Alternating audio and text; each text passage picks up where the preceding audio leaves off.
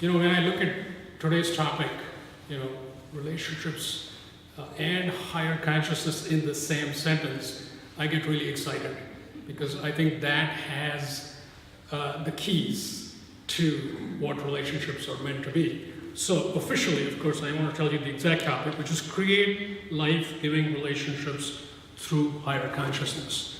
Carl Jung said something interesting. Just this morning I saw this quote: everything that irritates us about others can lead us to an understanding of ourselves, which I thought was pretty interesting. Carl Jung saying that, I don't know how long back. But to me, when I read that quote, it's what comes to mind is, wouldn't it be nice to have a framework to apply that, to implement that, to make it real? And I believe that's really what we're looking at today. Katy and Zeb are experts at applying concepts from Ayurveda, which I find very fascinating, to the world of relationships. So they've shared this with literally thousands of people, organizations, groups of various kinds, individuals, and really helping these people reach their highest potential, their highest capacity, the most possibilities that are present in a relationship, which, as it turns out, is where the magic is.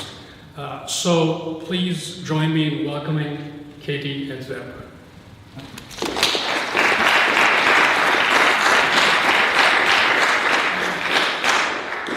Yeah, so thank you so much for showing up on this Friday night. And it's dark out early. Yeah, battling the 5. First off, I want to kind of get a pulse on everybody's experience. Who all is familiar with Ayurveda? Okay. And how many of you know what your dosha is? Okay. How many of you that know what Ayurveda is know what your dosha is? Okay. How many of you have business owners or lead a team or an organization or something to that effect? Okay. How many of you have a nice, close, intimate group of friends or colleagues that you hang out with a lot? Have a partner, best friend or something? Right? Right, yeah. So we all are in a relationship with somebody. Okay. So thank you for that little quick quiz. So Katy and I, we founded a company called Lead with the Lights On. And one of the exciting things that we do is we bring the system of Ayurveda into organizations. Now when we do that, we tone down a lot of what Ayurveda is. For those of you that aren't familiar with Ayurveda, it is a 5,000-year-old medical system originated from India. So really long time ago. And when I say a system, I literally mean a system. There's been a couple of research papers that have looked at Ayurveda, and this is from systems engineers that wrote this paper, and said Ayurveda is the only system that they know of where vitality and vibrant health is the goal. And so they do this by first looking at what you are comprised of, what your temperament is, or what your dosha is in Ayurveda. There are correlations with your dosha for your genetic makeup, brain activity, disease possibility or groupings. We're going to talk a little bit on what makes up each of the different doshas here in a minute. But it is a complete system that looks at communication, how people function, time of day, time of year, what their higher consciousness looks like based off of their dosha, which is really interesting. What else would you add? So one of the things that I would add is typically what we see in Ayurveda is that it is a medical system. So if someone says they're going to see their Ayurvedic practitioner, that's usually because they need some kind of herbs, much like you would see in Chinese medicine. So there's a lot of things that are analogous. Although Ayurveda came before that, and Chinese medicine adapted the things, many of their principles from Ayurveda, but it typically is seen as a medical system. Where Zeb and I have found the most power for ourselves, outside of the fact that Ayurveda helped save my life, I know there's an aside from that, if you can believe it, is that relationships really are a huge part of the quality of our lives. Health is too, of course, but relationships really do affect us in some of the deepest and most profound ways.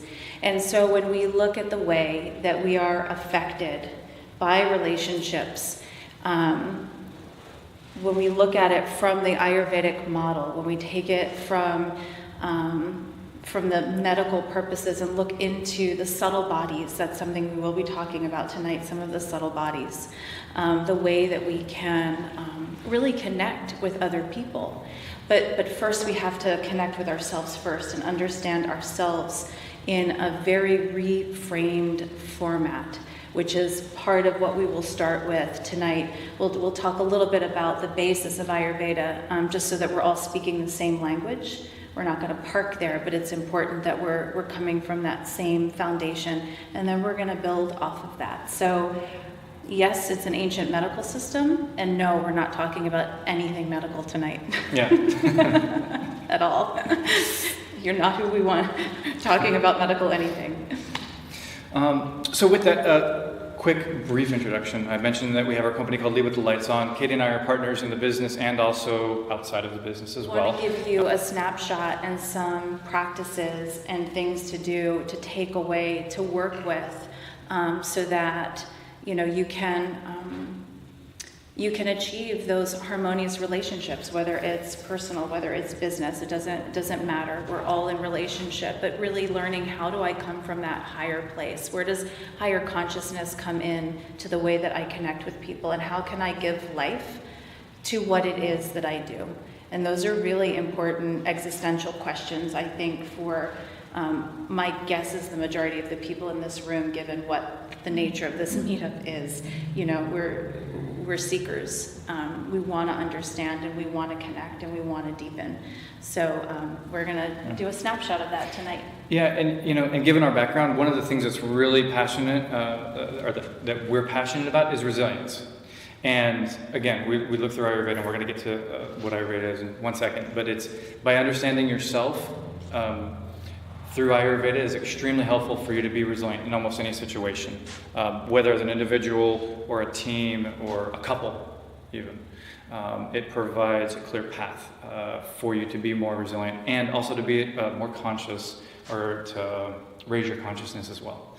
So with that, if you guys could all think about anybody you know that often is very scattered,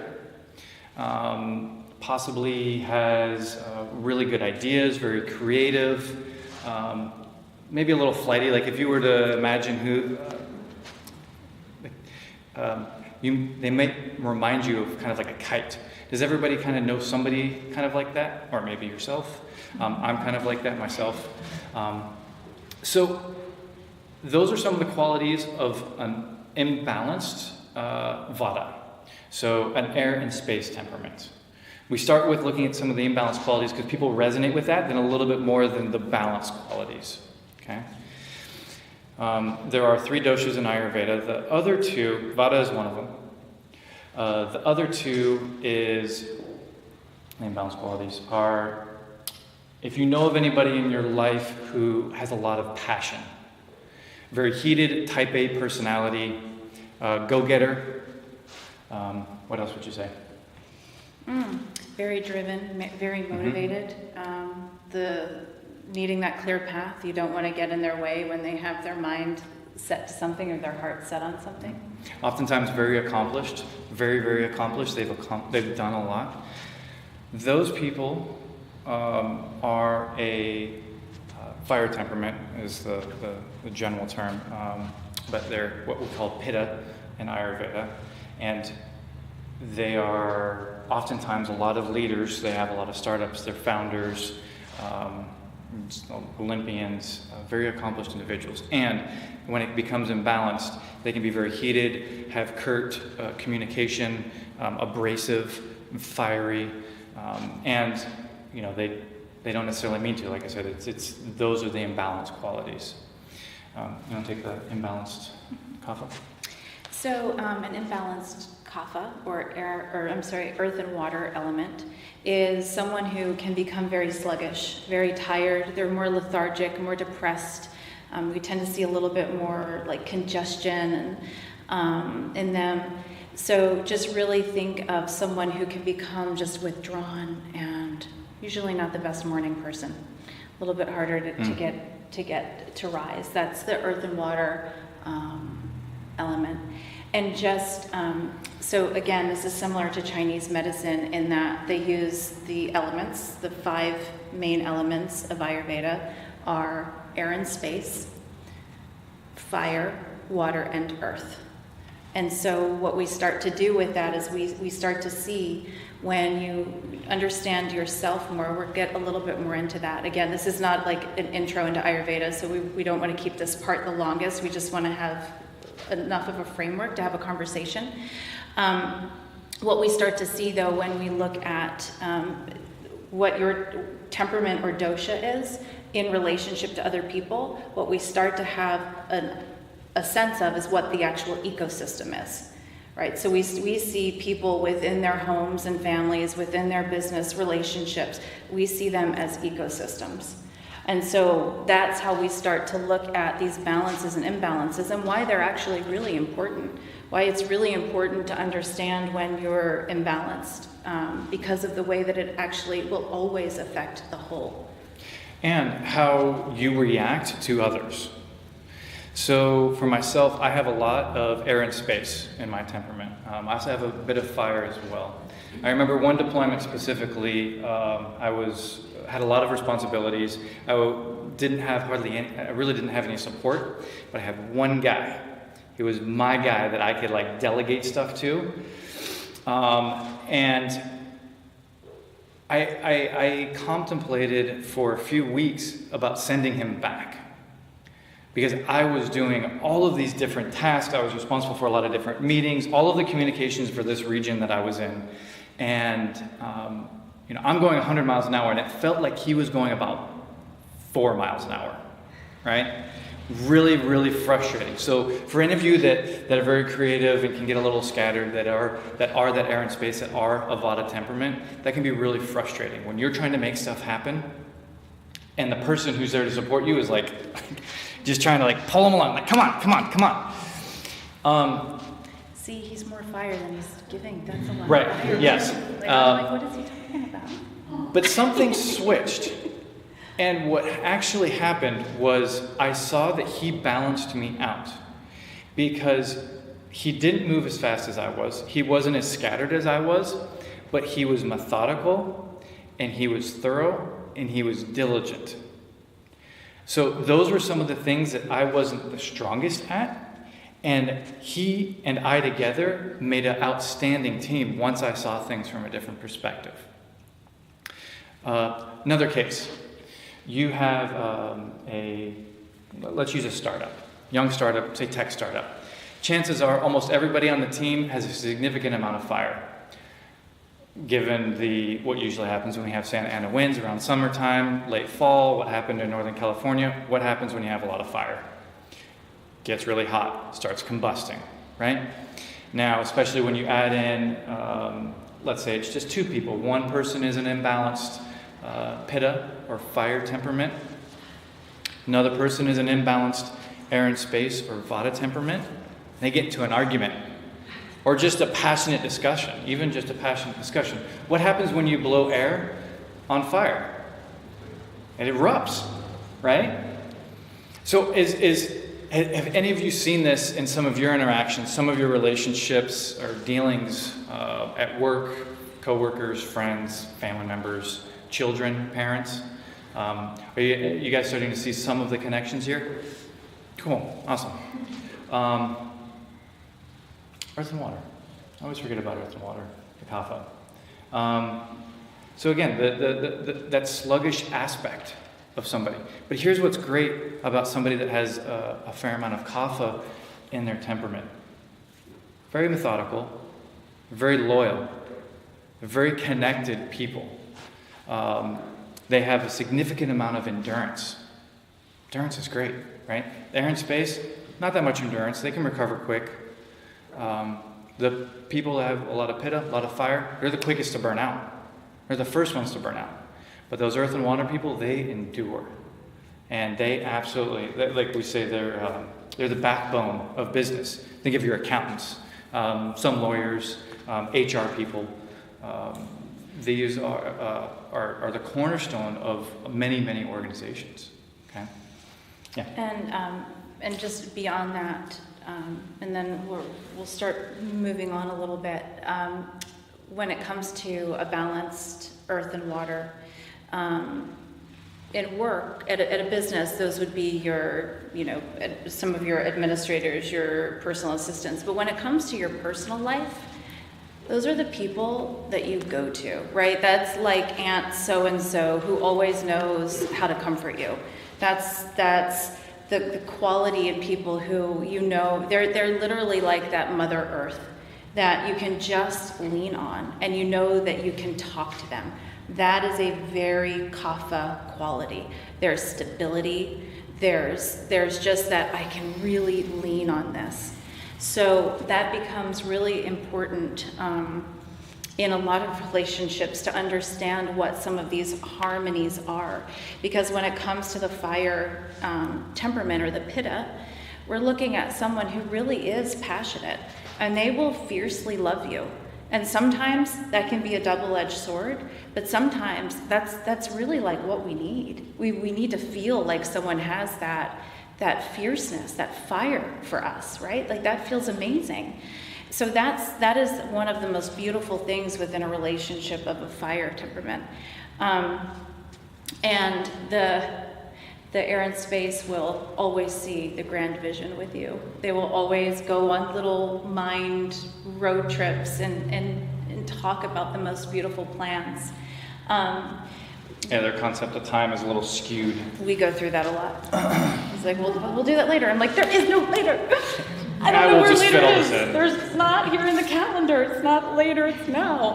I have a lot of fire. Yeah. And once you understand this and you have developed some sort of trust in this for yourself and for others, it starts becoming actually really fun. And what our intention is that this will give you a framework so that you don't see anybody wrong. It's just purely being imbalanced or imbalanced. Our one daughter, Maya,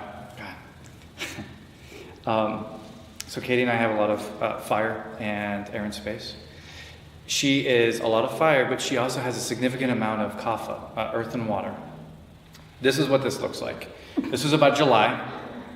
She asked us what day Halloween was on. I have no idea, what calendar day Halloween is on. And she is the one that has literally 5 calendars in her room.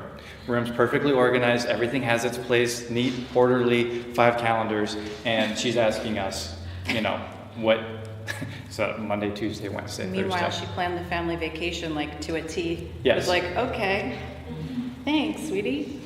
Right, so you can start having a lot of fun with some of this.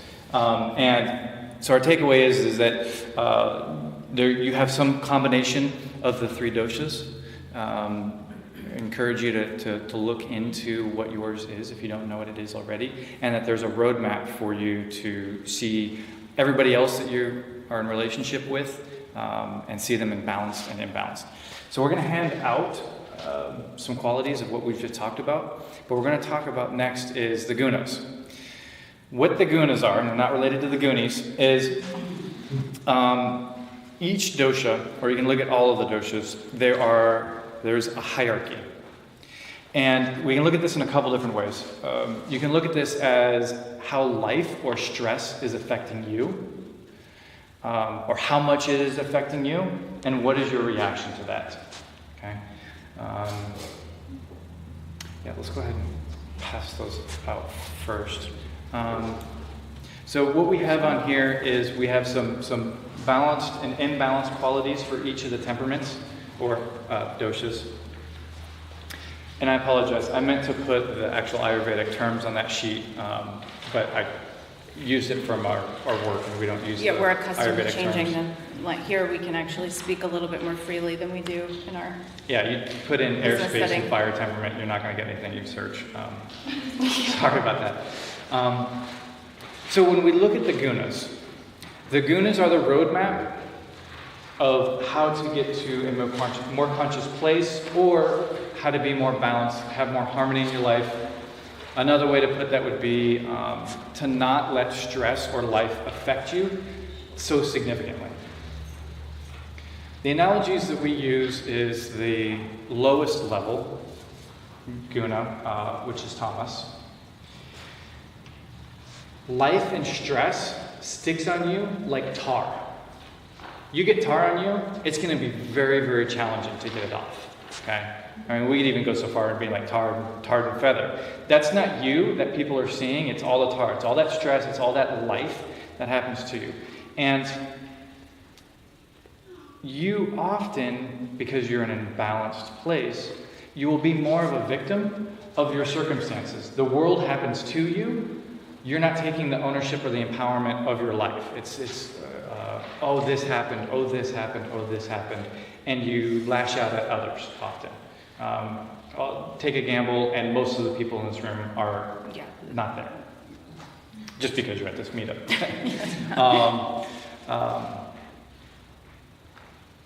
I'm going to go through the other two gunas really quick, and then we're going to go a little bit deeper. The second guna is rajas, and that is, you can imagine, like a duck sitting on water, and water is the stress. So, dealing with some stress, managing life pretty well, sometimes good, sometimes not so good, it varies, but doing pretty good, okay? The stress is still there. It's still present in your life. Now, if we look at sattva, sattva is you are like a Teflon goose flying through the sky. Like stress, if it hits you, whether it's tar or water or anything, nothing's sticking to you. You are just flying high and just cruising, enjoying life, looking at everybody down there at the bottom, seeing the curvature. Except that you would never see yourself in a higher place like that. True. Good point. And with Ayurveda, there are things to do, and we're going to give you some tips of how to elevate yourself, how to stay balanced first, and then things to do to rise above, to get to a more stressful, more of a conscious place. But with that, we need to go a little bit deeper into what some of each of the gunas look like. So, what are some more in-depth qualities for tamas? So, before we go there, I want to back up just a second and say that one of the key things in the Ayurvedic practice, if you're practicing Ayurveda, is that there is heavy use of the five senses. Okay, so you'll notice if you look at anything Ayurvedic that there's a lot with touch and smell, like essential oils and sound and like primordial sound and chanting and mandalas that you're looking at, soothing things that you take in with your eyes, and your sense of taste is really, really important, okay? So these are all things, these are all tools that they use, or that are used in Ayurveda, actually restore balance. Okay, so we are our own solution, and we are just like nature, that we are able, we will adapt to stress, but we will adapt to stress differently. So if it's like, you think about the drought that we just came out of. Imagine you're a palm tree, for example. So you're a palm tree, you wouldn't necessarily be in Siberia, right? That wouldn't work. And if you have been nourished and fed enough water and nutrients long enough, a drought isn't necessarily going to kill you. It'll make you go and balance some, but it's not going to kill you. If you've had really bad soil for a while and then the drought comes, you're in bad shape, okay? So we're looking at ourselves in these terms. And so what we ingest with our five senses are essentially the gateway to the soul. And why that's important is we're talking about bridging the gap between what this feels like and moving ourselves into a place of higher consciousness, and how we use this as an instrument to be able to connect with that part of ourselves. So when we can keep everything else balanced, essentially, I personally prefer the word harmonious, because I think balanced, like, my head jolts at that. It's like, that's its own meetup of why that's just like, what? But just for the sake of ease, we'll say balanced. So the reason why knowing what your temperament is based on the elements helps illuminate what senses and what ways are best going to restore you to your most balanced state, so you can bring yourself to equilibrium. And it is from that place of equilibrium that you're then able to connect with other people in a very different way. It's not all that stuff that's getting in the way of everything. So now we'll get a little bit deeper into the gunas, and then we're gonna go into the higher consciousness part and the subtleties that are really important to be aware of. When we look at tamas, which, as Zeb was saying, is one of the lower levels. I don't like the hierarchy thing, but that is actually, we're all, I think, pretty energetically sensitive here. That's the kind of person where you're like, that just feels like dark energy, right? Like, that just doesn't feel good. Like, I just feel repelled. I feel, something just doesn't feel right. There's a lot of negativity in this person, but the thing is it's like, I want to say it's like the Grinch in a way, where there is a lot of that greed. These are a lot of the narcissistic personalities, the sociopathic type of personalities, where it's like, is this person really somebody who will be able to ever get help?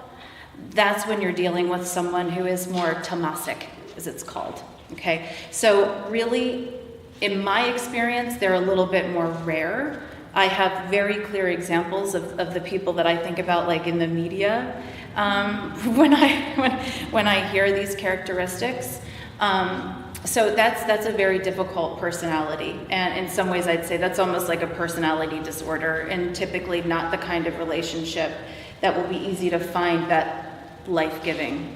Okay, so that's often the one where you're like, maybe I need to set those healthy boundaries and just walk away. Right. We all know those relationships. Moving into Rajas, it's easier to be with. It's far more common. And in our cosmic ascension, in my humble opinion, it's still not enough. Because that's where living with stress becomes just normal. And being broken down from relationships, from health stuff, from burnout, from financial problems, all that stuff is the kinds of stuff that you become almost so resilient that you become that machine. You just start going on autopilot, and you just keep doing and doing and doing, and you start to feel exhausted. And then a lot of the way that you respond to life is coming from that place. And the sad thing is that, again, feels very normal. And I think, sadly, there's a lot of that going on right now. There's a lot of financial issues. There's a lot of stress. There's a lot, even if, for the people where things feel like they're running really smoothly right now, even collectively, there is definitely this agitation, a lot of volatile energy that people are feeling. And so a lot of that volatility has a lot of that rajas.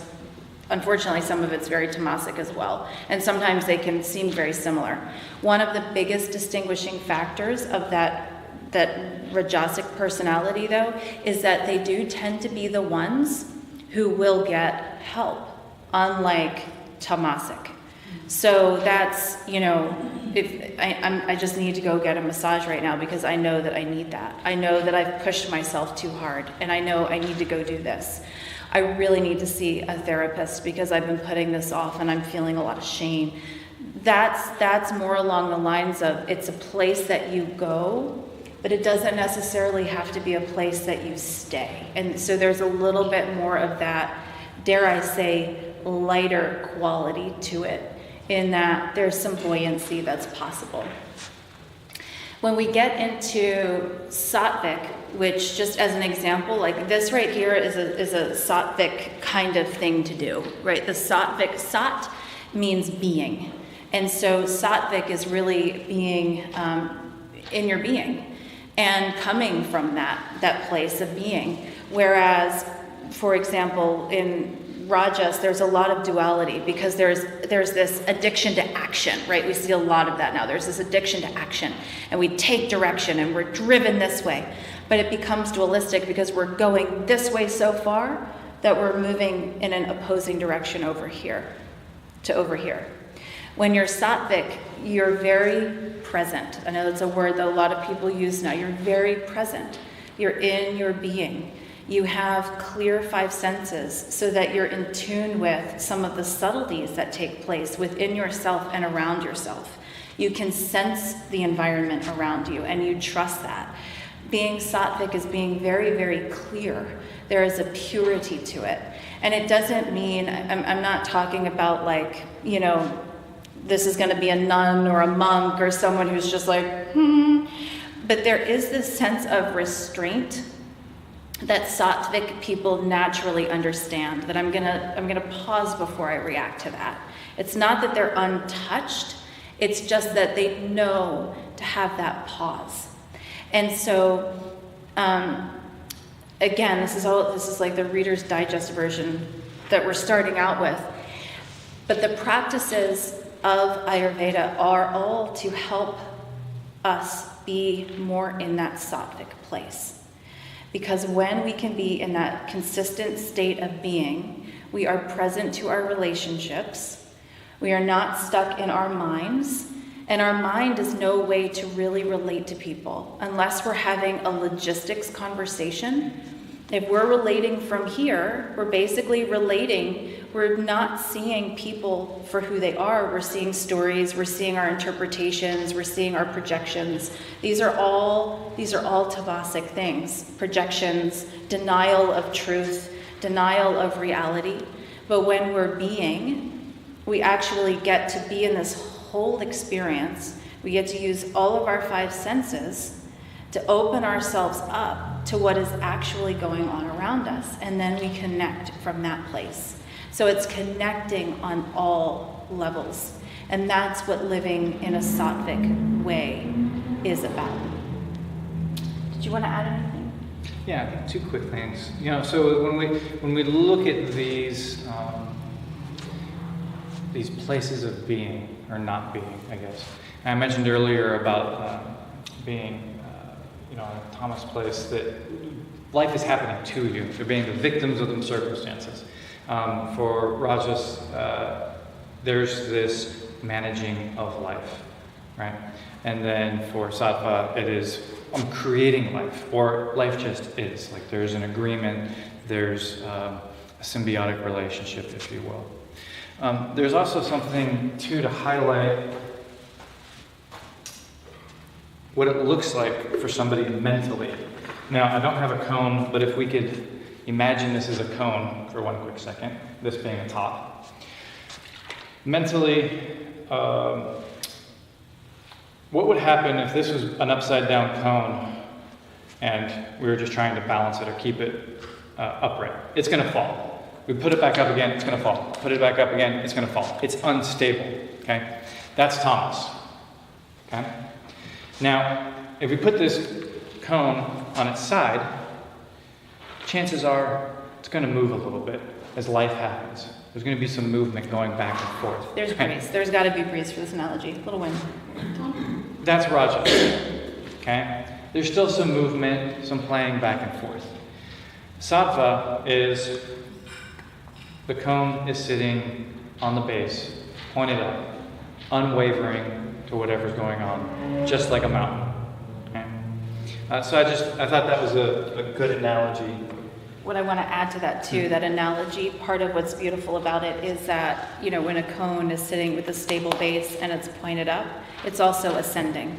It's also able to reach up and connect to that higher energy, that higher frequency, that higher consciousness, almost being its own conduit. And that's really I think the basis of all of this is that we're all our own conduit for this, and this is the tool that we have to use.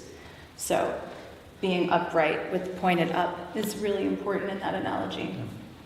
So we have one more part to this. We're going to go over more of the tips, the how-tos, things to stay balanced and stuff like that. But before we get into that, I just want to check in. Do you guys have any questions? Anybody lost? Or does anybody just need, like, have a quick question? Maybe Yes. you could just repeat the names of the airspace fire. Yes. So sorry about that. Okay, so for air and space, it's Vata, V-A-T-A. Okay. Fire is Pitta, P-I-T-T-A. And earth and water is Kapha, K-A-P-H-A. Thank you for that, and I apologize for not including that. Suresh. Yeah, the example that you just gave was really good with the couple. I was wondering if you can take a situation with a couple and characterize that whole relationship as Vata, Pitta, or Kapha, or is that something you just apply to an individual? Yeah, I think we're going to go into some different examples in the next section, so if we just... Yeah, Where's that? go ahead. Yeah, and we'll get to that in the Yeah. next section. So, Prophesizing. good job. Prophesizing. Anybody else? Yes. What happens if you're really strong on Pitta, and also a lot of Vata, that's Yes. almost identical, and like zero Kapha? Yeah, Yeah. hello. Okay. Yes, me so too. How common is that, or are most people just mainly one? No, most people are a combination. Yeah. Now, truly, we're all a bit of all of them, right? I mean, we all have connective tissue, and we're made up of all of them. The majority of people are a combination of two. So we see the combinations a lot. I'm exactly Pitta Kapha every time. Same exact degree.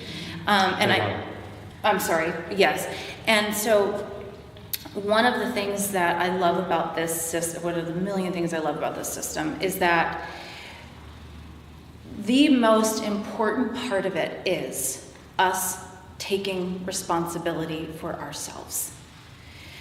And when I say that, what I mean is, on any given morning, for example, tuning in and just noticing, and we're going here too, we're going to talk more about the subtle energies. That's where we're going. We just need a little bit of a basis here. What am I actually feeling this morning? Am I feeling more driven? Am I feeling more scattered? And it could, as with Ayurveda, it can change with time of the day and the dominance, okay? So this is something to self-check on a consistent basis throughout the day if you're starting to feel like, But that's one of the key things that I know I do. And to add the earth and water, I start with my ritual like every morning. I really throw ritual into a lot of different things because it's incredibly stabilizing for temperament, like we're talking about specifically. It's very stabilizing. And like if I'm super scattered, I can add something stabilizing, but if I'm not feeling enough of that fire, I can add a little bit of fire to that ritual. So it's being able to trust yourself and tune into yourself at different times and seeing sort of where am I in all of this? Because the analogy he gave before, right? It's like a fire with plenty of air and space, and like Houston, we have a problem, right? So it's another piece of Ayurveda that I love so much, is being very proactive. And so knowing that when I know myself, I know how to consistently adjust automatically, and I can be proactive so that when a curveball does come, it's not going to completely derail me. So it's very common to have two, and some that seem like they would be really conflicting. And you want to have that practice set up in place, ideally, so that when you get the smallest glimpse of when you need it, you just use it. It's not a big deal, because when you don't do that and you notice that you're imbalanced or things aren't working well in your life, then it's like, oh, what do I do? And you try to scramble, and you're not going to be in a place where you're going to see the effects necessarily as effectively as you would have originally. Just out of curiosity, is there, do you see or find yourself going back and forth between the two on different days? Yeah. Yeah, so you'll want to, and this is for everybody that's potentially a combination, or as a lot of people are a combination, you'll want to listen and pay attention at different times, specifically in the morning, of how you're feeling. Are you feeling more inspired? Do you have something creatively or something that you want to do so you're more in your head? Or are you being more passionate about bringing something out? More driven, more fiery? Notice that you're being shorter when you're talking to people or addressing people. Those are some of the things to be aware of specifically for Vata and Pitta. And taking it back to relationships, it's also really important to be aware of the people around you and the people you're in relationship with. And so let's use an example of, I think actually one of the first couples I worked with Ayurvedically for some things that were going on in their relationship. She was very air and space, and he was very fire. So a similar kind of thing. So what they were struggling with so much was he would always just cut her off and keep talking and keep talking. She felt consistently bulldozed by him. And he would get incredibly frustrated with her because she was scattered. Like, she would start one conversation and not finish it, and then it's the person who's joking, I'm sorry, I have ADD. I know, I'm really sorry. It's jokes like that that really indicate you're talking to someone who is high Vata, okay? So when we look at it in terms of a relationship, they were literally combustible because they didn't understand that they had these two very different characteristics that were genuinely running their bus, and that it wasn't a fault. It's like, you wouldn't yell at the sun. I mean, sometimes people get mad because it's too hot, but how fair is that, right? But we're not gonna we're not gonna yell at the tree. We're not gonna yell at the grass for being the grass. We're not gonna yell at the rain for being wet, right? So when we start to look at the people we're in relationship with in this same way and reframe it and go, okay, how do I work with this? So in the case of this particular couple, we basically devised a system for them where they were really clear about where they were. If he came home from work and he was ready to just talk, blow off steam, that's a very Pitta thing, blow off steam. If he was just going to blow off steam, he would have to say, I need X amount of time to just like this. And then she would have her time to be able to do whatever she wants. I definitely suggested for her that she make lists so that she would stay very grounded and a little bit more like, here's what we're doing, getting more methodical, which is bringing in some of that earth and water. And so when it comes to the relationship piece, just if we're talking about the doshas, and an imbalanced dosha is what can affect the gunas, this is why we did that second. There is really the need to understand your partner and the tools and how to actually help restore them to balance. I mean, I don't think it would be terribly passive aggressive to start here, fire honey, have cucumber salad for dinner. Let's cool a little bit. It's like they're... Yeah, but not in a manipulative way, Right. Right. It's with Katy and I, we don't coach each other. We don't give each other balanced suggestions necessarily. We're not trying to fix or get each other back into harmony. And that's kind of going into the third part is one thing, and this isn't an Ayurvedic thing, just a general, very, very helpful, is having an understanding of what communication is acceptable and how you're going to communicate with the other person, whether it be your best friend, your partner, coworker, your boss, whatever. Having a really clear understanding of what certain things mean is invaluable. What that can look like is, what that doesn't look like is not being clear in your communication. If it's an employee or somebody that you need something from, what by when. Some people can shy away from that because they don't want to be too directive. They don't want to be too, have too much of a masculine quality or too overbearing. But that's important. So it's really effective in a team and with a couple to be really clear at certain times and for that other person to know that they're not being overly masculine. They're just being clear. Okay? Something else is basically having a safe word. If you're feeling really imbalanced or triggered or upset or passionate or just you don't even know what's going on, having a predefined word or place, whatever, of where you can go or where that other person can go to just decompress. That is also invaluable as well. But again, you can't use that against the other person. And that's the perfect segue, actually, with where we're going next. Who here has ever been in a situation where there's something that's troubling you and someone says, "Is everything okay?" And you're like, "Yeah, I'm fine." Has anyone or been in that kind of situation before? Didn't think so. It depends on the Right. Just somebody you know, the person that's working. Yeah. Yeah. Right. Or like, no, nothing's bothering me right now, right? Or someone's done that to you, right? But you know, like something's telling you, like, no, something isn't right. I know. That is actually really, really critical information right there in the ways that collectively, in service of either being polite, in service of the fear of being vulnerable, in service of not always having the words at the right time, which is okay, as long as you're not lying about being okay when you're not. Or you're still in a place where you're processing too. Right. Like you're charged about something, but you don't know why yet. Right. Like, I'm just irritated and I don't want to talk about it. But have an acknowledgement or agreement with yourself that you will bring it up later.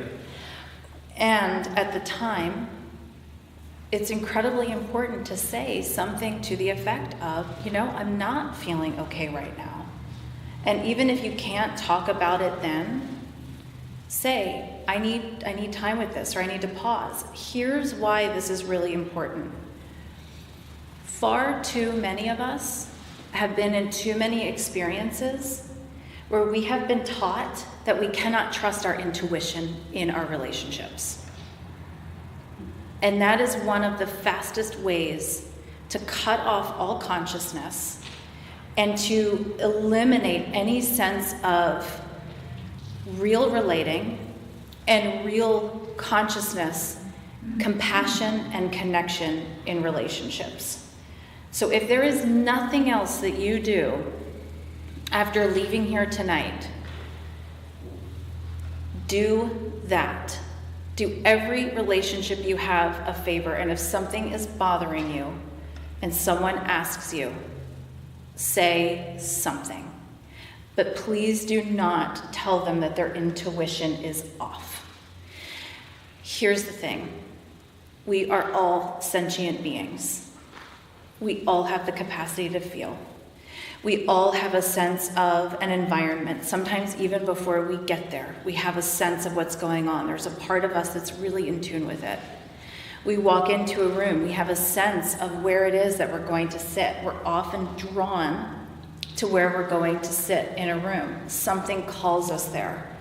Surprisingly, maybe we end up sitting next to someone that we have something random in common with, or we've all had situations like that. Without keeping ourselves clear, understanding how using our five senses is the way to keep us balanced and clear, understanding where we are within the gunas, where is our mind right now? We have to be able to come to a place where we stabilize ourselves in trusting our intuition and trusting what the energy around us is telling us. And that can get really tricky in relationships because oftentimes, like I was saying before, we're relating here. And it's one of the, I love the mindfulness movement. Please don't get me wrong. It's really important that I'm careful with my words here, and I know Zeb shares the same sentiment. One of the challenges is too many people have started to equate mindfulness with being here. Mindfulness is not about living in the mind. Mindfulness truly is about living from your being.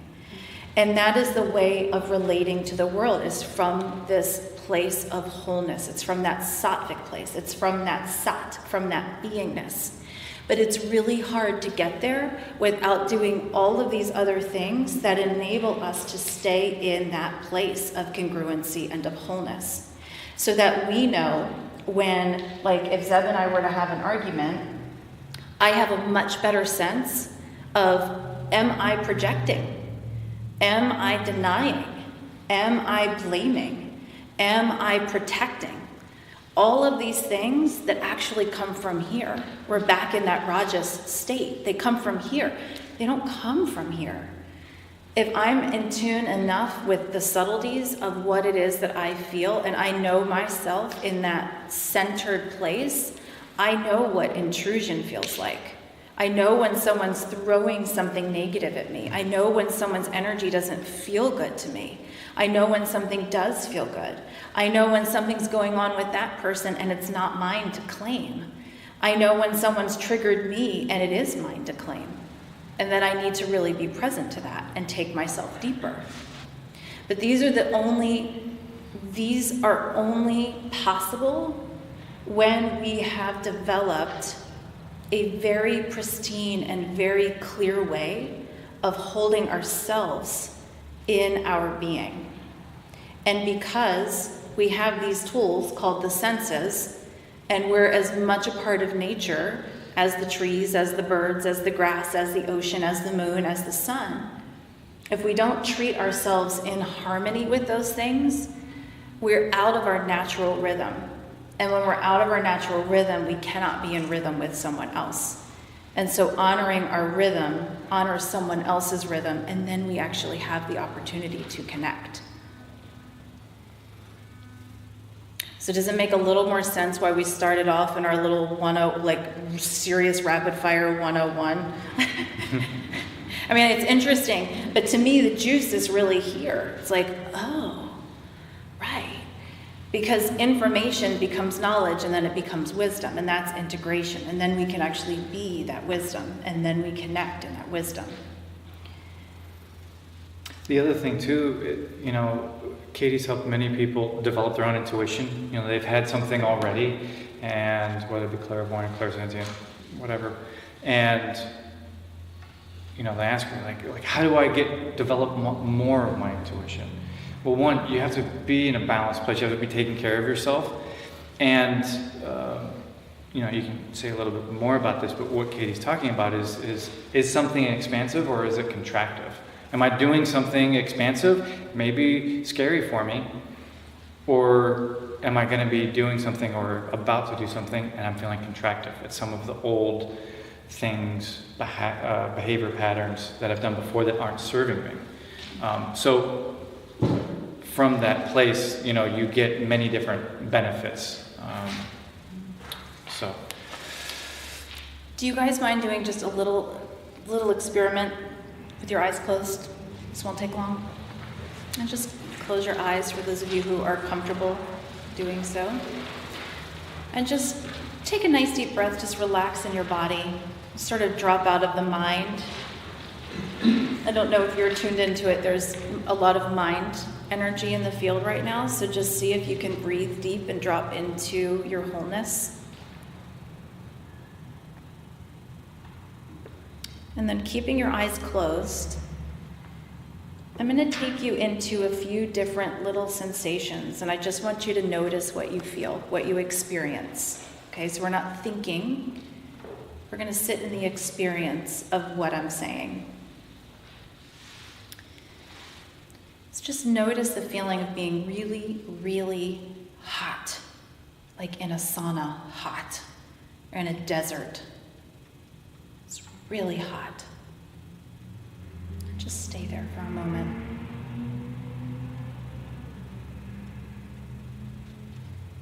And now take yourself into the experience of being just really, really cold. Like freezing cold. You have to put on so many layers and you still feel that bite.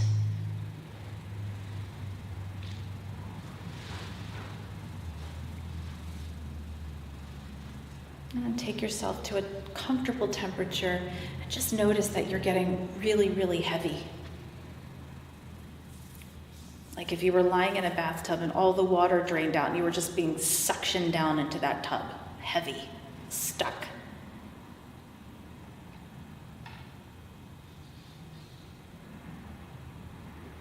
And then like a balloon, you're light.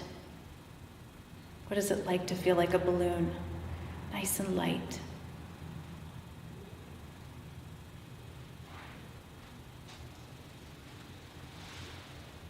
Moving into a sensation of just feeling really angry. Just notice where you feel anger in your body. The last time you were angry, where did you feel it? Where do you go?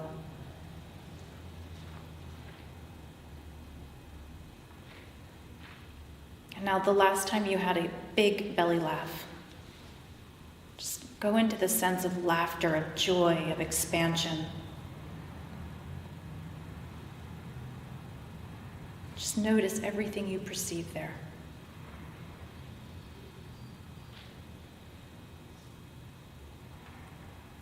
And then just bringing yourself into an experience of peace.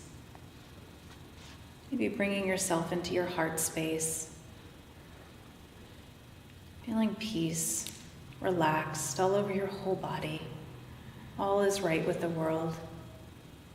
Nothing to worry about.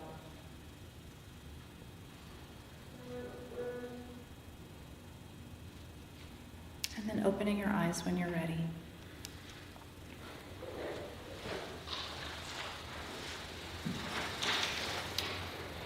So were you guys able to experience some of that as we walked through it? Okay. Why that's important? He stayed in the hot zone, sorry. Why that's really important is those are all subtle energies. These are things that we are constantly present to, that we're not always paying attention to, that we're not always giving merit to. And a lot of times when we are connecting with other people in our relationships, some of the feedback that we're getting is actually quite that subtle. And it's really easy to miss certain things if we've been going so fast and we're that out of touch with ourselves. But when we're really in tune with ourselves, those subtleties really start to pop, and they pop up more. And then we can really navigate through those relationships from understanding how to interpret what those subtle energies are for us. They are not things that happen here. Certainly possible that when I was saying the things that I was saying, you were imagining things, and you were seeing things, or you were hearing things, or you were smelling things. A whole array of experiences could have come up for you in that, and all of them are beautiful. It's really important too, though, to tune into the experience of it. Because again, oftentimes the visuals are what you have access to are all reference points of the past. They're all things that you have some kind of identifying container or language for. And that's not necessarily how to be present in a relationship. Because when we come from that place, we're using all the context that we have. And that's not present. And it's actually not necessarily even real. Because we're essentially coming from the past. And we're trying to relate to people from a place that is not here. It's everything that we have recorded in our energy system. And so when we can come to the now, and we can feel the subtleties, and we can trust the subtleties, we begin to relate in a very different way. Because what happens is we start to feel the subtleties of others. And we start to reframe them as we were when we were talking about Ayurveda. We start to notice, I know something is really heavy on that person right now. And maybe they just need a hug. Or maybe I ask, and they're just not ready to talk about it. But I can actually be okay with that.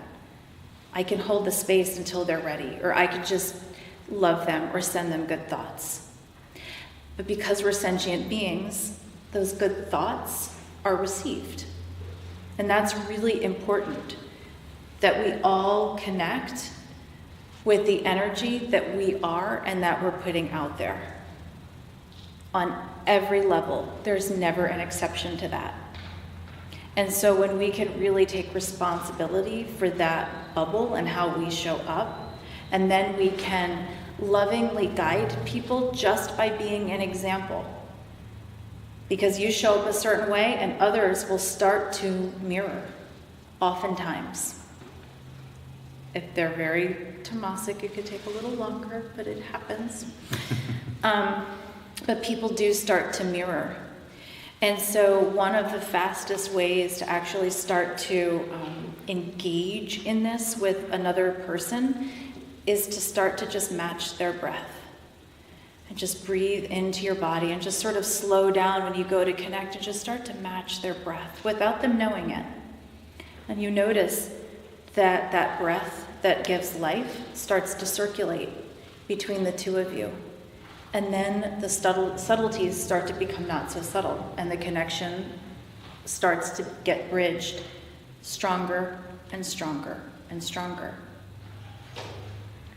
So awareness of the body and the mind and the spirit and how they all work together in being present and in connection is truly the pathway to that higher consciousness connection. So, that was, it's like a higher upperclassman, undergraduate, master's level, right? I want to give you something really quick that's at like a high school level to notice where you're at and where you're coming from. So whether you're going into work, coming home from work, how many of you listen to something, audiobook, music, radio, while you're driving in the car? Most of us. Here's a challenge for you, and this is for everybody.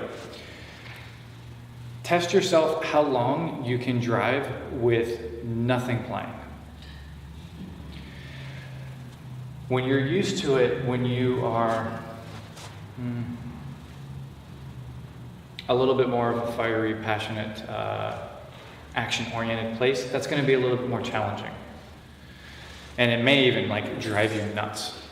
But it is vitally important, even just in that specific time, especially when you're in traffic. Like you're in traffic, you might as well just be as calm as you can be anyways, right? No sense adding to it, even if it's just an audiobook. But between music and the radio stations and the commercials, just having that white noise affects us and puts us physically and physiologically in a different place.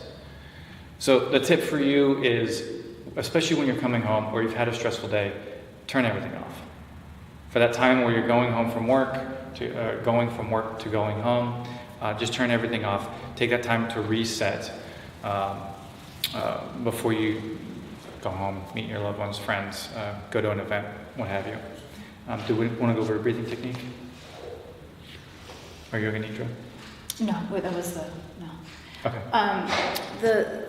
One of the practices that I do on a regular basis that is always instrumental for me is in part of my morning ritual. I sit just with my hands on myself like this, and I breathe slowly, and I tune into all of my chakras, whoever's familiar with those.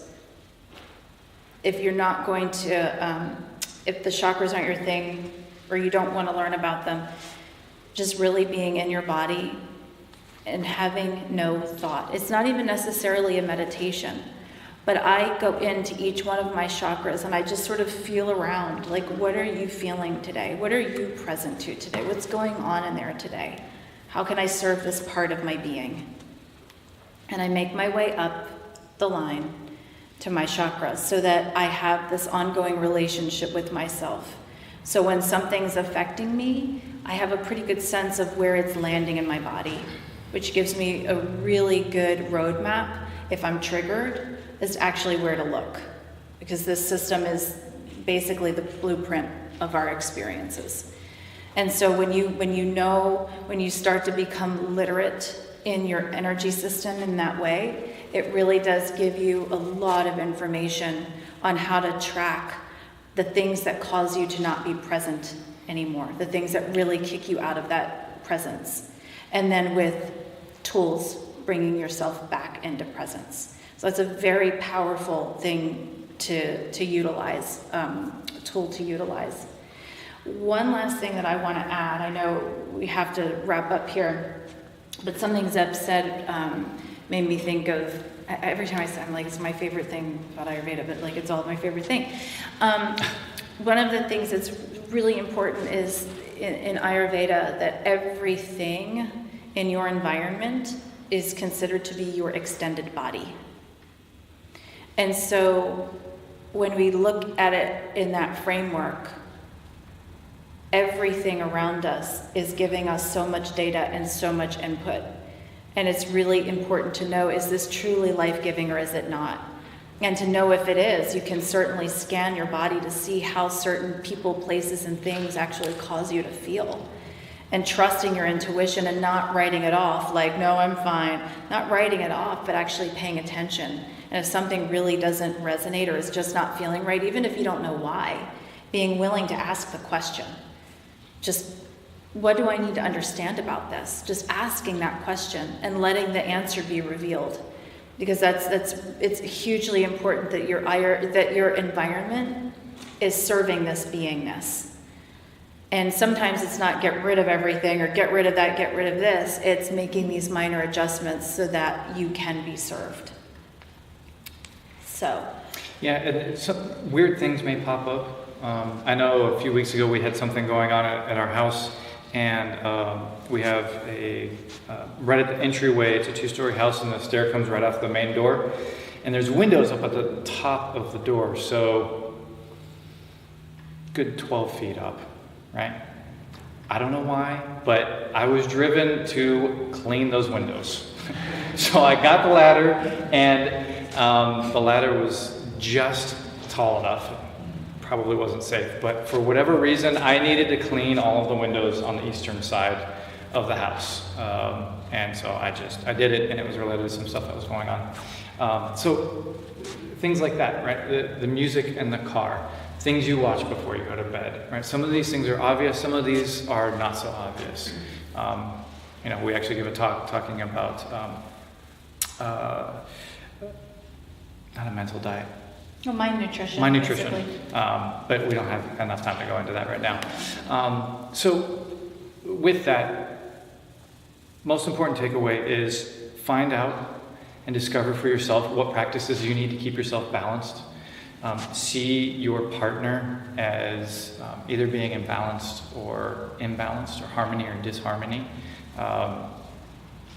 Practicing intentional communication, clear communication, set those things up before something happens.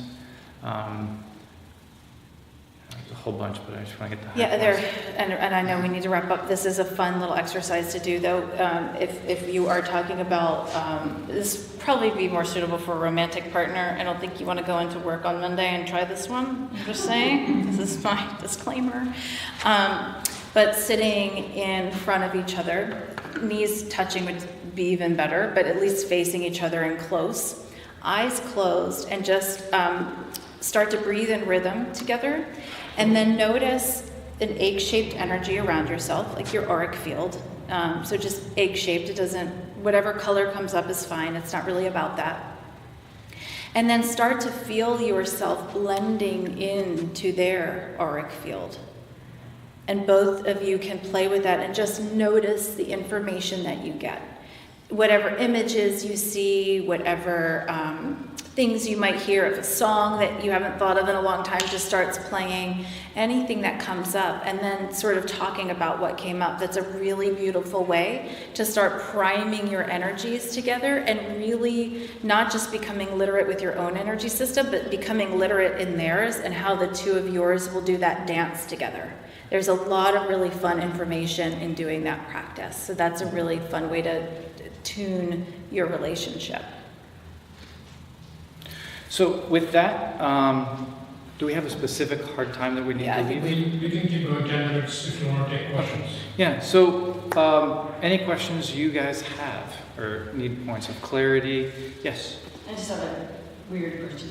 Good. Perfect. You're in the right place. Thank you. So say during the day you're pretty much in control, or you're aware of your feelings and you go with things. I pretty much, sometimes when I just blank my mind and I just let things come to me because it works better. Anyway, but then at night when you sleep, right, that's when I experience this more like anger. And so was that a buildup from the day? And then I just got it at night? Because I don't like control my, I don't really have much control when I'm sleeping. Is it dreams, or do you just notice that you feel more agitated? I wake and I'm agitated. Okay, so you wake and feel agitated. So sometimes I know what it is. It's a dream about something, but sometimes it's not even a dream. It's just agitation. So there's a few things that come up for me around that, and because you're incredibly empathic, I really feel like you're basically tuning in to a lot of stuff that's going on collectively that isn't necessarily yours. No, it's not. Right. And so you want to, in the way that I'm seeing it, that's less of a, obviously less of an Ayurvedic thing. I don't see it as your buildup.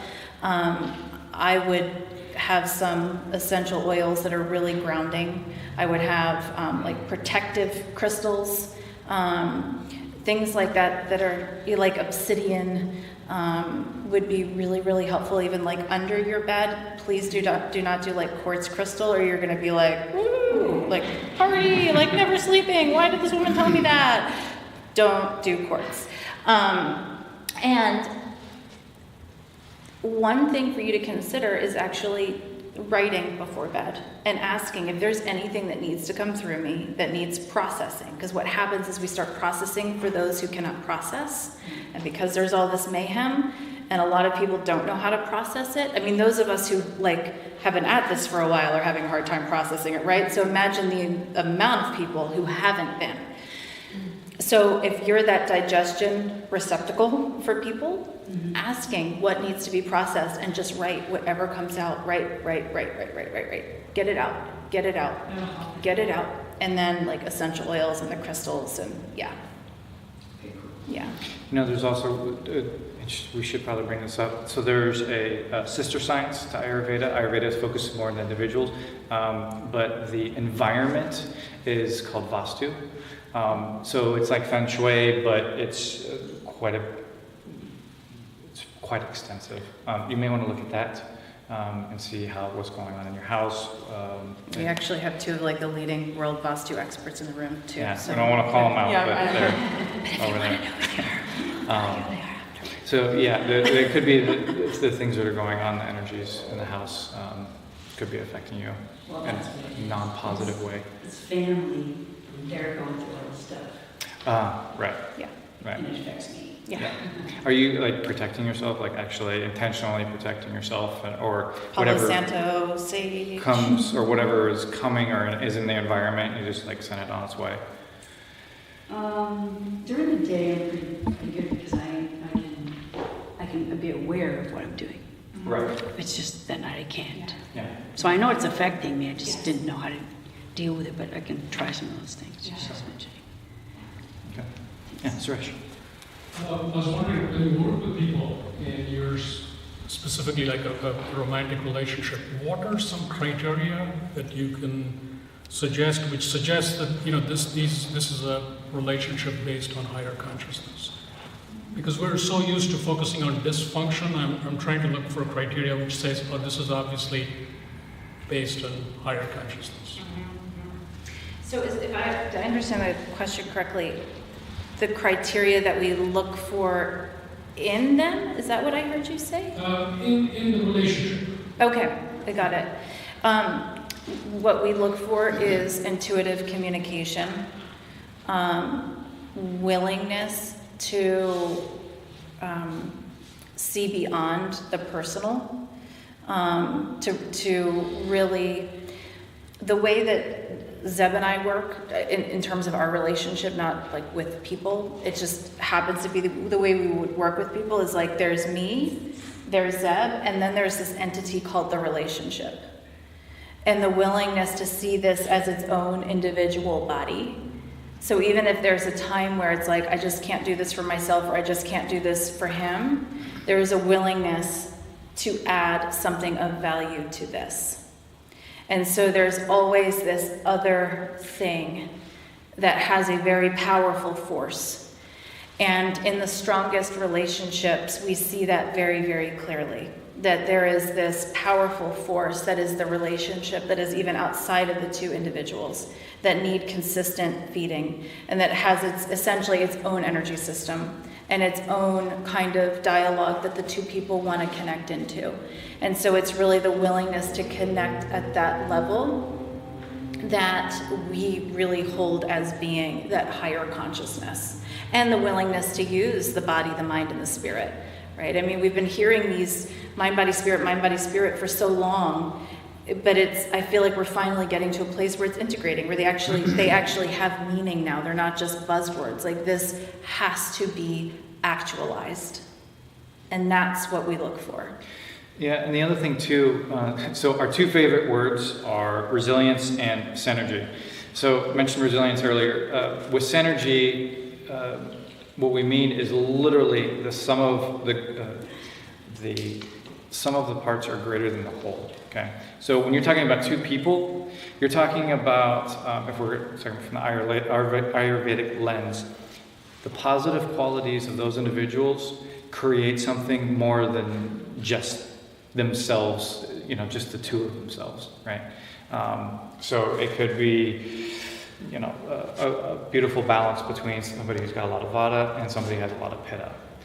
It could be somebody who has a lot of vata and somebody who has a lot of kapha, whatever. There's a bunch of different combinations and talents and skills and experiences, but those two people coming together and building off of each other to be or create something more than themselves.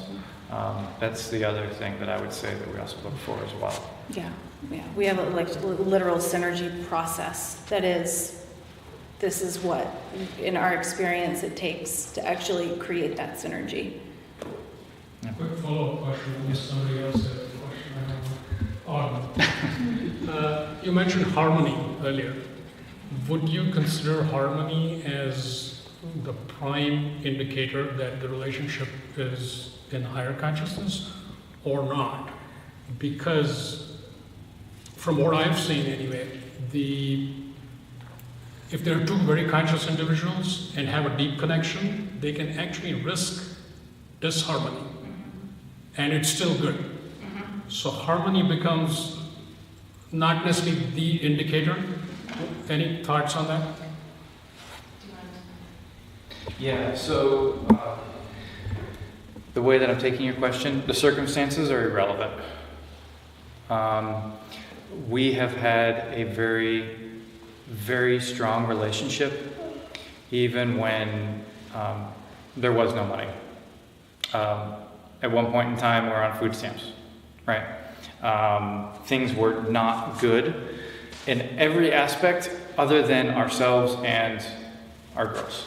So there can be disharmony on the more tangible, earthly things, but that's probably where I guess just it's another test or some sort of evolution that needs to take place for the direction of the couple or the relationship.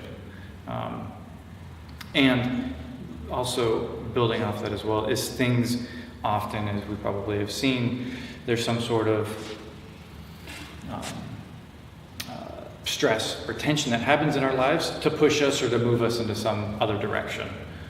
So it's not always a nice flowing creek from one place to another. Well, and with your asking with two people who are really in harmony, and sometimes that creates a disharmony, but it's still good. When you say it's still good, that to me means then there's still harmony. Yeah.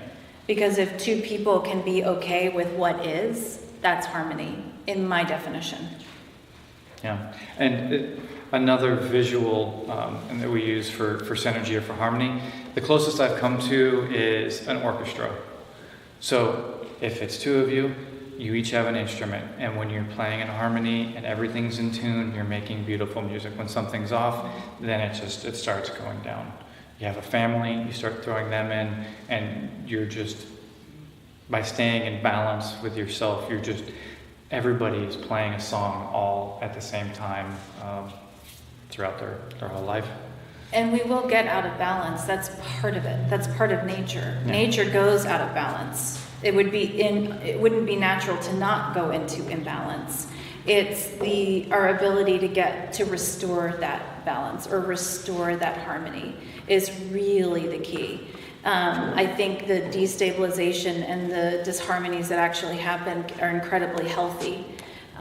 It's how do you come back together in a higher place? How does that forest that burned down start to regrow and blossom into something even more fruitful than it was before?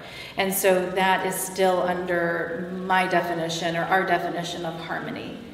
Excellent. Thank you. That helps. Any other questions? Awesome.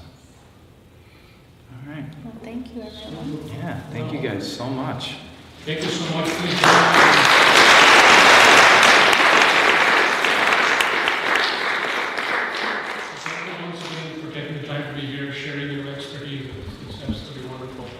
And I'd like to just let everybody know on the bottom of the page there's the website, Leading with Lights On. So be sure to check it out and look at different ways you can engage with Katy and Zeb. And they're also going to be around for a little bit.